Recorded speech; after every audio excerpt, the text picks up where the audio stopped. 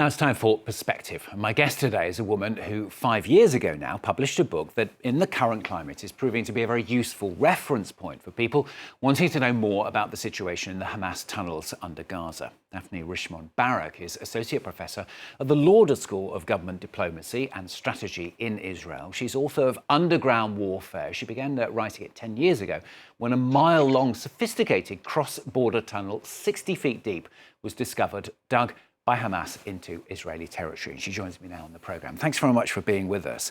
First of all, just tell us how this tunnel was found and how rare it was at the time. And we were talking 10 years ago here.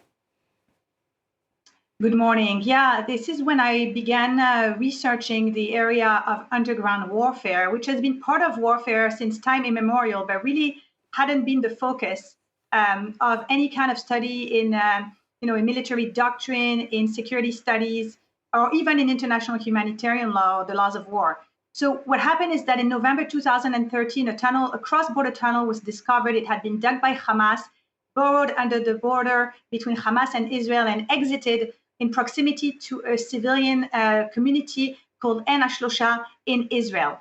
And this tunnel, because it infringed upon the sovereignty of Israel, made the news, and it increased my curiosity and trying to understand whether a cross-border tunnel could constitute a casus belli for states. Could there be a reason to go to war if they were discovered at the border as a violation of the territorial integrity of a state? But also, what law and what kind of security risk did they pose to states, and how could they overcome it? And you didn't just write about Hamas tunnels, do you? You write about, for example, tunnels in Vietnam, tunnels used by the British against the Germans right back in World War I. Absolutely, because we see tunnels in very many historical conflicts. But what is really interesting is that while people associate the tunnel threat to Israel, especially, of course, right now, but it's important to understand that this is actually a global threat, which has been featured on virtually every battlefield since 9/11. And the reason is that terrorist groups have found it very beneficial to rely on this strategic terrain and on this age-old tactic of war to achieve their objectives. We're seeing some pictures of some of the tunnels, some of the Hamas tunnels while you're talking. Tell us what on earth they're like, to be inside. The infrastructure that Hamas has built progressively but consistently over the past 20 years is now immense.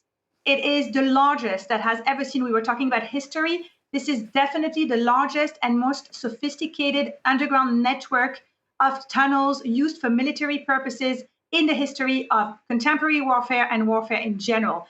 The tunnels are endless. They are dark. They are claustrophobic and moist, and they are terrifying, to be honest, because you never really see additional tunnels. Once you're in a tunnel, you can't really discern additional tunnels or junctions that are coming up. People can surprise you around a corner without you being even able to notice a human shape. So they are threatening, and they are very difficult to sustain, to stay in for a long period of time. And I would here characterize as long as being about half an hour.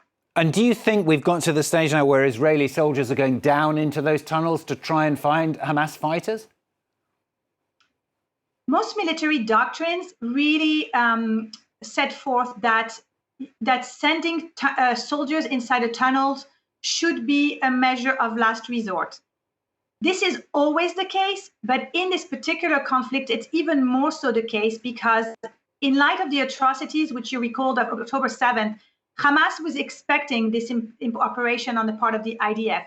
So it has booby-trapped all of its network of tunnels. And it's really, it would be unreasonable, almost suicidal for the IDF to have sent IDF soldiers into the tunnels at the early stages of the operation.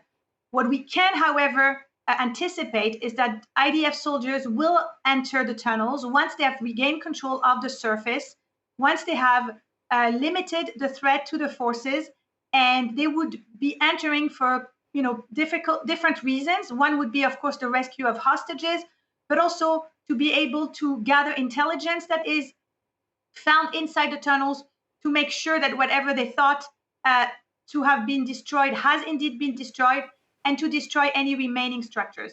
And of course, the IDF says that's exactly why it's been carrying out these very, very heavy aerial strikes to attack these tunnels. Is that realistic? Because, as you said, they're very, very deep in the earth. So the operational challenge is it's hard to overestimate or overstate it. We have here a combination between urban warfare, which in and of itself it raises very important dilemmas, in particular with respect to the protection of the civilian population. But now we have urban warfare and subterranean warfare waged together in a civilian populated areas. And this really makes it difficult because the tunnels need to be detected, need to be destroyed, and any risk to the forces needs to be neutralized. And all of this while minimizing the risk to the civilian population. Does Israel have the capabilities to achieve this almost insurmountable operational challenge?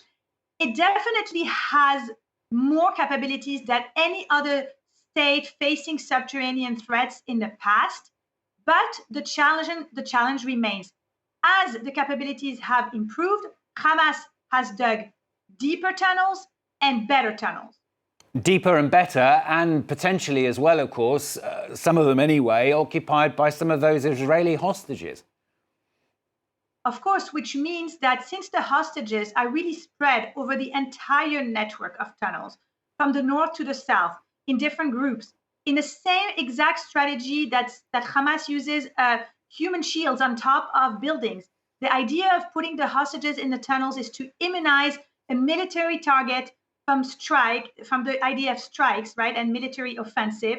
These hostages are Israel's own nationals, and so Israel needs to take that into account as well in the operation. But this triple set of priorities, right? First, its own forces, then the innocent civilians in Gaza, and finally, and not last but not least, the hostages. These priorities have to shift at various moments of the operation. And they also explain the time that it takes to wage this war, right? It's a slow operation, and it's likely to be very bloody, unfortunately. Urban warfare has always been bloody and always been lengthy, and the tunnels only make it worse. So we've seen that in Mosul. It took 9 months to clear Mosul and regain control for the coalition against ISIS. So how long is it going to take now? I don't think Israel has 9 months to do that. But definitely, what we're seeing is an operation in stages. That's the objective: to try to maintain and balance these priorities over time, but to achieve the two declared military objectives of Israel. Number one, kill as many Hamas terrorists, Hamas commanders and leaders, but also destroy the infrastructure that serves Hamas and without which Hamas cannot sustain its military enterprise. Good to get your perspective on the programme today. Thank you very much for talking to us. That's Daphné Richemond-Barak. She's Assistant Professor at the Lauder School of Government Diplomacy and Strategy in Israel. Thanks very much. Thank you.